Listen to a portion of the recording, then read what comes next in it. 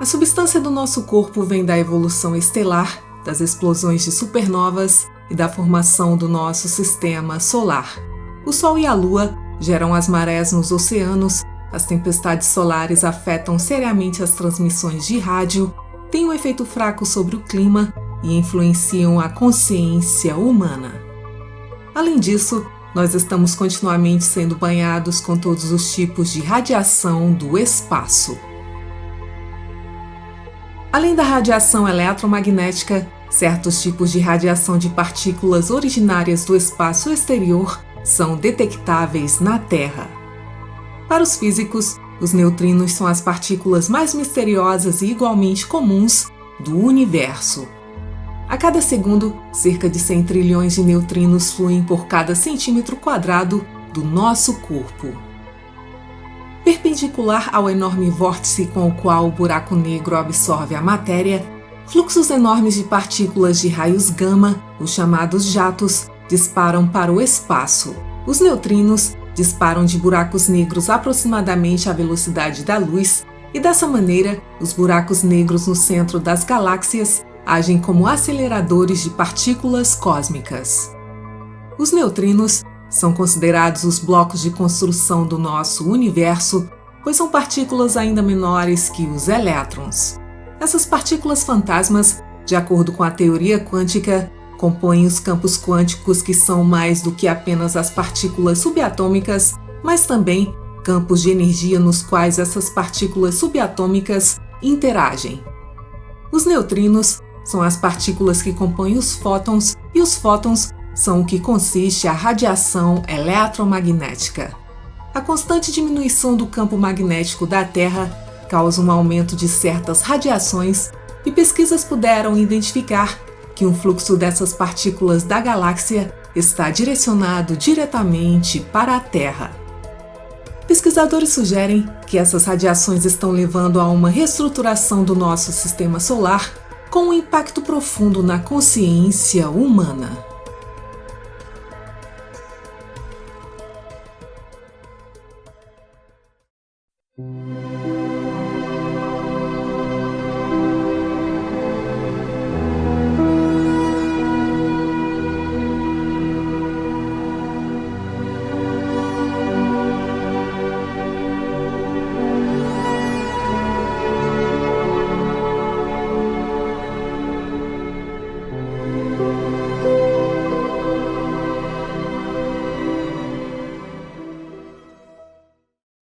A radiação cósmica que atinge a Terra constantemente é composta de neutrinos, as chamadas partículas fantasmas. Basicamente, os neutrinos do Sol atingem constantemente a nossa Terra e a cada segundo 100 trilhões de neutrinos passam pelo nosso corpo. Os neutrinos podem disparar de buracos negros quase à velocidade da luz e são considerados o menor dos menores blocos de construção conhecidos no universo. Eles não carregam carga e raramente interagem com prótons e elétrons para que possam emergir de sua fonte cósmica e percorrer grandes distâncias intergalácticas sem serem engolidos pela matéria ou distraídos por um campo magnético. Atualmente, estamos na fase do ciclo solar, que está se movendo na direção do chamado mínimo solar, e nessa fase, especialmente muitos raios cósmicos chegam à Terra porque não podem ser distraídos pelo Sol. Devido à diminuição constante do campo magnético da Terra, a nossa magnetosfera, o nosso escudo protetor, o nosso planeta se torna cada vez mais permeável aos raios do espaço. Novas pesquisas confirmam que no coração da Via Láctea encontra-se um enorme buraco negro e que esse buraco negro poderia ter um cone de raios apontando diretamente para o nosso planeta. Evidências para isso foram descobertas pelos astrônomos enquanto observavam o Sagitário A com uma rede global de radiotelescópios. Emitindo um sinal de raios cósmicos forte e simétrico, as descargas de alta energia, também chamadas de jatos, provêm de um buraco negro supermassivo do centro da nossa galáxia. Esses pacotes de raios de alta energia podem ser a causa das anomalias cada vez mais comuns em nosso sistema solar e, portanto, também na Terra. Alguns pesquisadores veem essas emissões cósmicas como uma homeostase em escala cósmica, no sentido de um processo regulador e, portanto, também purificador. Os neutrinos que atualmente nos alcançam substituem os neutrinos atualmente disponíveis e, como o físico Louis de Broglie pôde demonstrar já em 1932, o novo fóton, um quantum de luz, pode ser formado a partir de dois neutrinos. Dois neutrinos em órbita ou um neutrino executando um movimento combinado de rotação e pulsação formam um fóton. Neutrinos ou antineutrinos com certos valores discretos de energia podem formar elétrons, positrons e muons. Os neutrinos são, portanto, capazes de produzir não apenas a matéria, como elétrons, mas também fótons e, portanto, também as ondas eletromagnéticas. Segundo alguns físicos, os neutrinos transmitem novas informações à nossa memória e são capazes de interagir entre o nosso espaço-tempo, a terceira e a quarta dimensão, e o hiperespaço, a quinta e a sexta dimensão. De acordo com o físico Burkhard Heim, o mundo quadridimensional é organizado e controlado por um mundo tridimensional e somente a quinta dimensão do espaço contém os dados morfogenéticos ou as plantas de todos os seres vivos e as estruturas de todo o cosmos material. Diferentemente do nosso espaço-tempo quadridimensional entrópico, há uma ordem negentrópica nas dimensões mais altas, a quinta e a sexta dimensão, e a negentropia pode ser interpretada como a formação da ordem. Para o biofísico Dieter Bruce, a interação constante das estruturas do nosso espaço-tempo em uma quinta dimensão é feita por fluxos de atividades.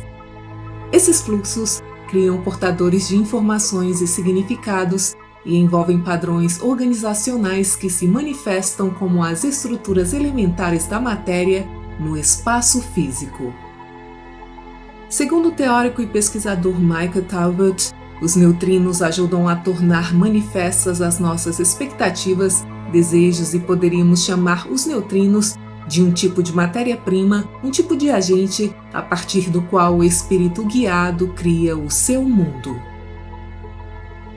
Os neutrinos estão entre as primeiras formas da existência em nosso universo. Eles se formaram nos primeiros 10 segundos após a criação do universo e alguns físicos acreditam que todo o nosso universo está saturado com esses neutrinos e que eles são o que chamamos de éter.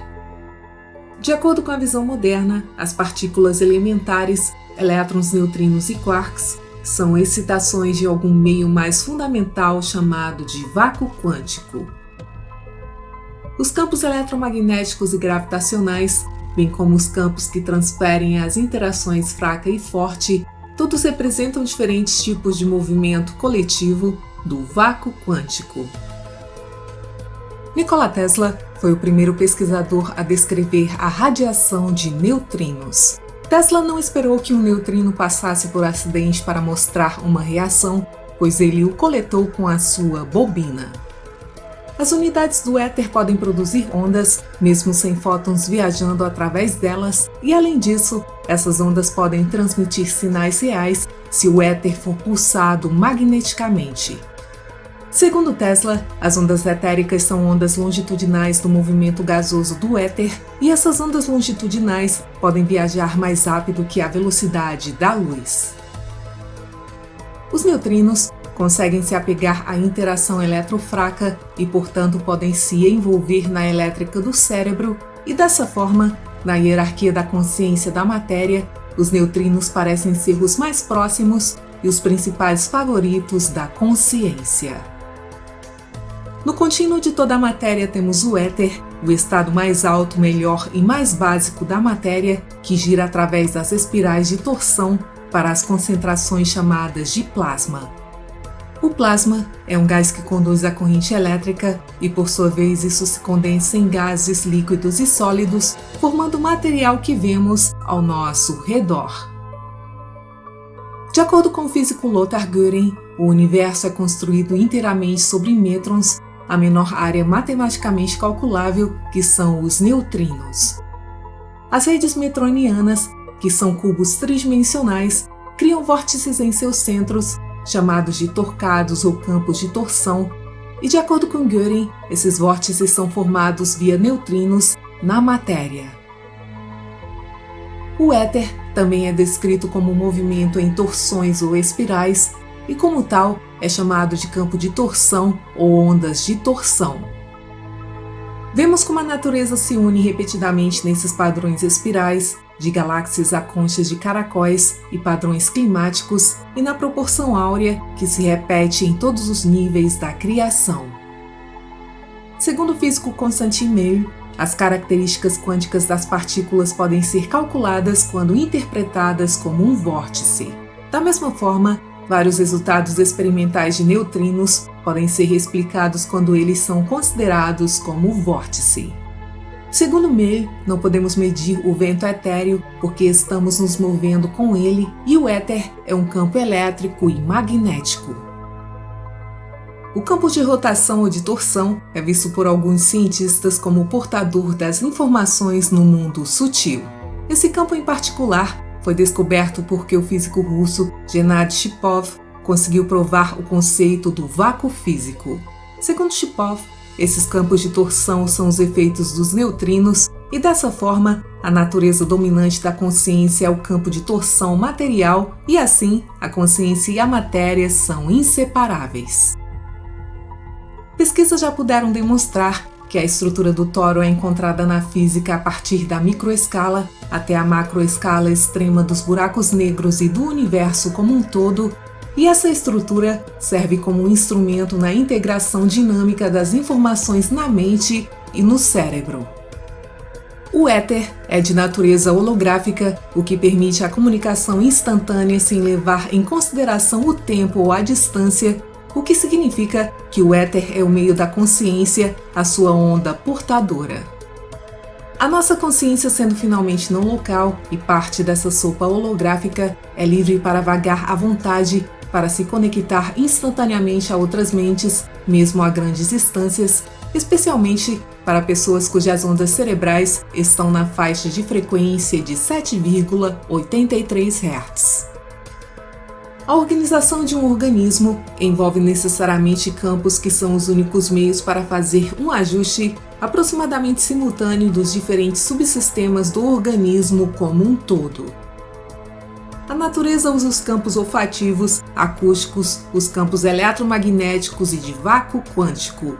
O campo biológico é principalmente de natureza eletromagnética, onde há uma radiação morfogenética puramente eletromagnética. E dessa forma, quando os constituintes de um grupo interagem através de campos eletromagnéticos, eles são capazes de detectar informações eletromagnéticas e qualquer campo eletromagnético atua como um campo morfogenético. O cérebro humano tem a maior densidade de informações por unidade de volume. Os genes carregam informações e as a tornam manifestas, onde a informação utiliza os genes como um meio para atingir o seu desempenho biológico. A glândula pineal, a parte do cérebro mais rica em concentração de serotonina e melatonina, e com cristais de piezoluminescência dentro dela, pode ser sensível ao feixe de neutrinos. E dessa forma, sem alterar a sequência do DNA, o banho de neutrinos direcionado para a Terra pode alterar a herança ou a tradução de genes, alterando assim o mecanismo epigenético. Segundo o biólogo Alexander Gervich, a informação genética pode ser transmitida eletromagneticamente aos núcleos com um efeito de longo alcance. No centro da Via Láctea existe um buraco negro supermassivo e este também é um gerador de neutrinos extremamente forte. O físico Jean Charon conseguiu derivar matematicamente a localização da mente e, de acordo com a sua teoria, os chamados buracos negros, objetos cósmicos do espaço e do tempo, têm exatamente as mesmas características que a própria mente. Segundo os cálculos de Charon, cada elétron gira essencialmente em torno de um micro buraco negro e, dessa maneira, em seu interior macroscópico, existe esse espaço-tempo específico da mente. O universo é uma rede de singularidades, buracos negros e buracos brancos, da qual flui a energia de torção escalar mais rápida que a luz. Essa energia flui por todo o universo, desde a escala galáctica até a subatômica, espiralada e fractal, seguindo os fluxos toroidais. Essa energia sutil existe em um grande número de graus de densidade ou textura, variando de muito sutil a mais grossa ou tangível.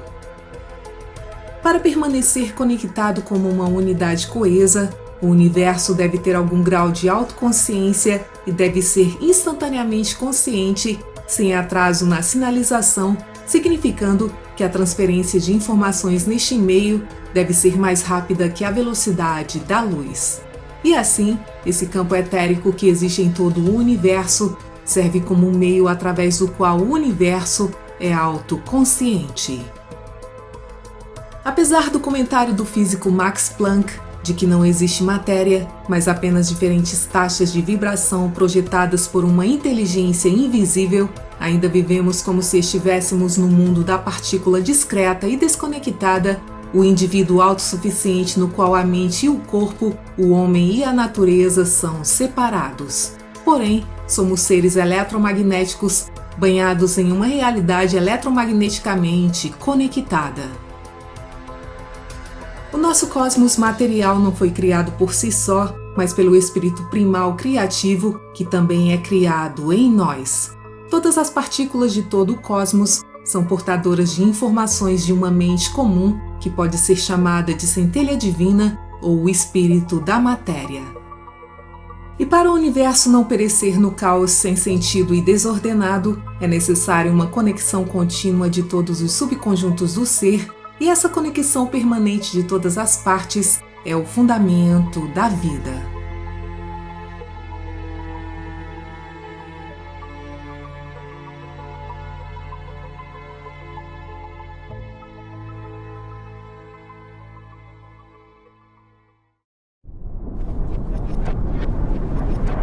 Obrigada por assistir, muita paz, muita luz e até o próximo vídeo.